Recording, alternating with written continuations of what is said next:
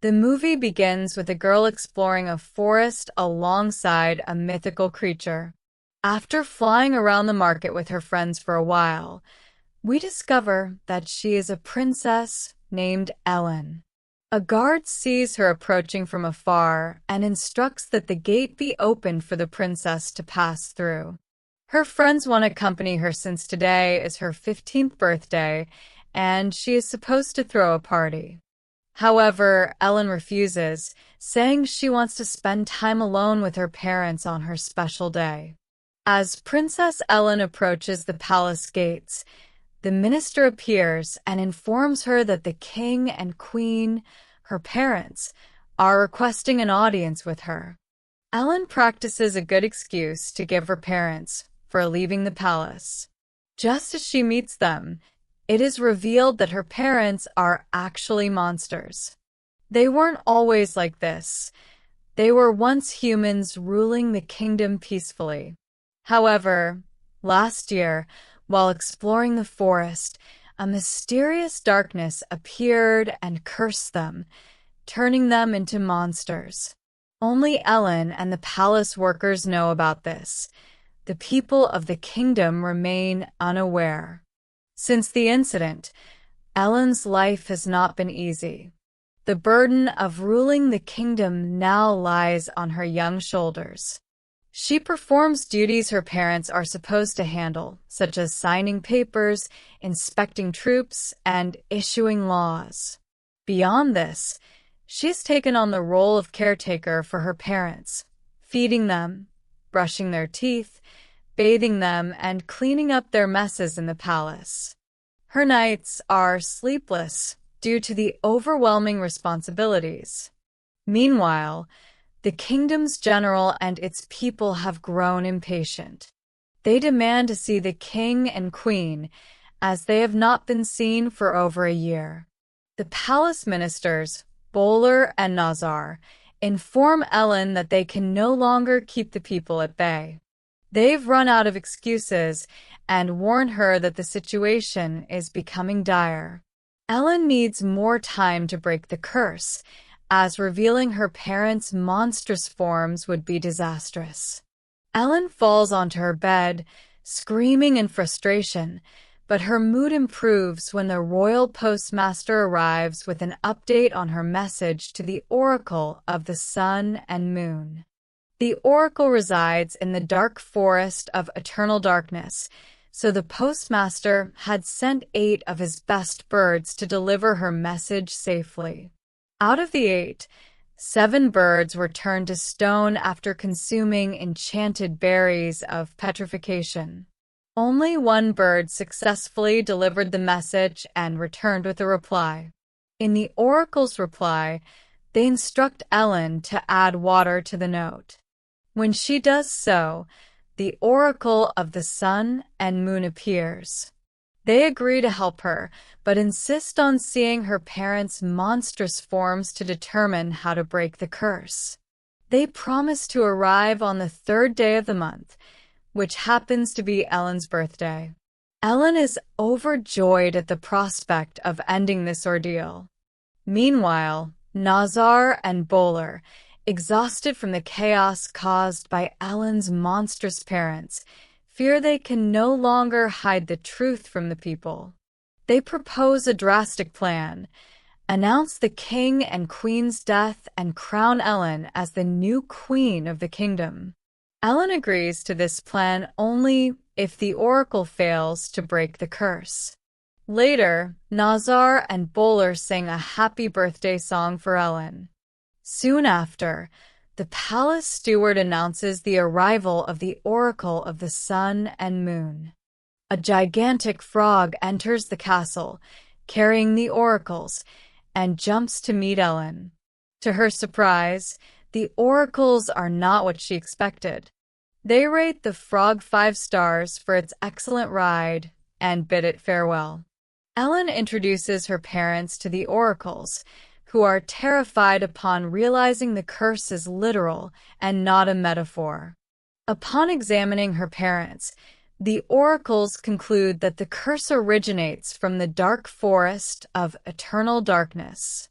They warn Ellen that if the curse isn't broken soon, her parents will remain monsters forever. The Oracle of the Sun requests his magic wand, only for the Oracle of the Moon to reveal that it was traded for a universal wand capable of all spells.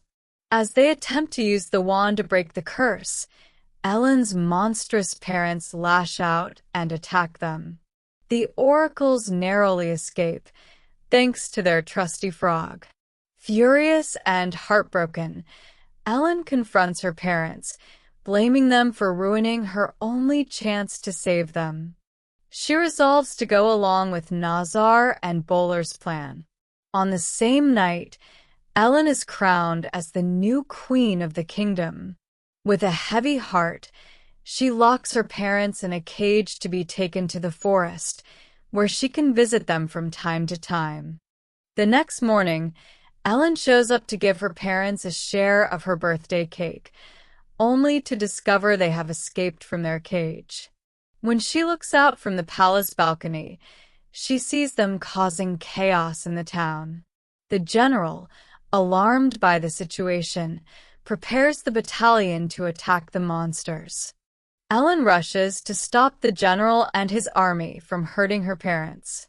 However, when the situation spirals out of control, she has no choice but to reveal to everyone that the monsters are her parents, the king and queen. Minister Bowler explains to the general everything that happened, detailing how they were cursed by dark magic. Ellen tries to calm her parents, but they strike her unconscious with their claws, prompting the soldiers to pin them down with a net. The townspeople, now aware of the truth, are terrified that the dark magic affecting their rulers could spread to them. They wonder who will lead them and how they can ensure their safety from the monsters. The general reassures them, saying Ellen will take over as their new ruler and promises that the monsters will be taken to the farthest reaches of the earth, never to return.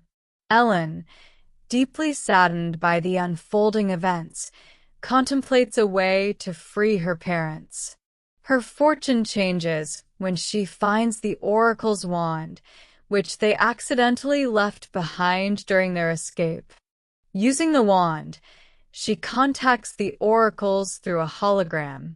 Initially, the oracles refuse to help, fearing the monsters. However, Ellen convinces them by offering to come to them instead. As the soldiers prepare to transport her parents far away, Ellen uses the wand to free them. She creates a magical carriage and flees with her parents to a deep forest where the oracles reside. Soldiers pursue them on horses and birds, but lose track of Ellen when she teleports to the forest. At the oracle's house, the oracles panic upon seeing the monsters. Ellen returns their wand, but they admit they cannot break the curse. They reveal that only her parents can undo the spell by going to the lake of light in the mountains of the dark forest. They warn Ellen to tread carefully, as the dark forest feeds on negative emotions like anger and sadness, consuming the soul of anyone who succumbs to such feelings. Ellen and her parents begin their journey to the Lake of Light. Along the way, they encounter a tunnel illuminated by beautiful lights. However, her parents start arguing, leaving Ellen frustrated. This emotional turmoil sparks dark feelings in Ellen, which draw the forest's darkness to her.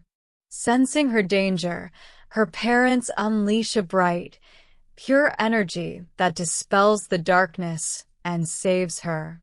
After exiting the tunnel, Ellen is overjoyed to discover her parents can now speak.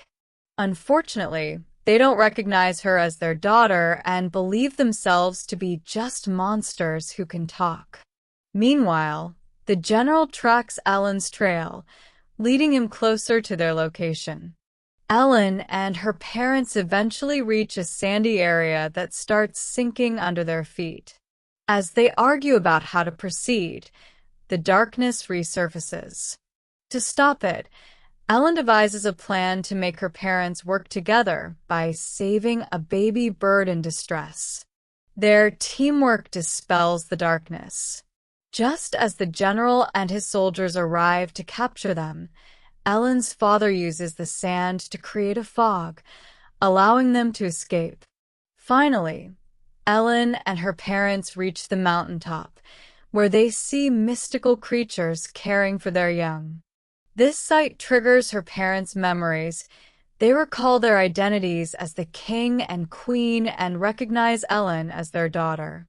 The three embrace in tears, and Ellen is thrilled to have her parents back. They spot the lake of light across another mountain and hurry toward it. At the lake, the light reveals why they were cursed.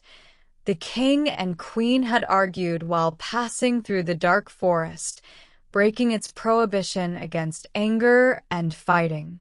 Despite Ellen's pleas, her parents refuse to step into the lake, believing they cannot return to how things were before. Ellen's anger at their decision awakens the darkness in her heart, which begins to consume her soul. Her parents attempt to save her, but are intercepted by the soldiers, who capture them again. Using their newfound ability to speak, the king and queen convince the general of their identities. The general orders the soldiers to stop and pay their respects to the royal family. When the king and queen explain that Ellen is trapped in the darkness, the soldiers join forces to save her. The king and queen use their monstrous strength to redirect the lake of light's waters toward Ellen, washing away the darkness consuming her. They apologize for everything and express their love for her through a heartwarming song. The deep bond of love among the three breaks the curse, restoring the king and queen to their human forms. 1 year later, Ellen reflects on how peaceful life has become since her parents resumed their roles as rulers. After playing in the forest, she returns to the palace to find a surprise birthday party thrown by her parents, friends, and townspeople. Even the oracles attend and express pride in Ellen's courage. Her parents present her with a special birthday gift and grant her permission to explore the world with her friends. And that's how the movie ends. Thank you for watching. If you love animation movies, please subscribe to this channel and stay tuned for more. Bye.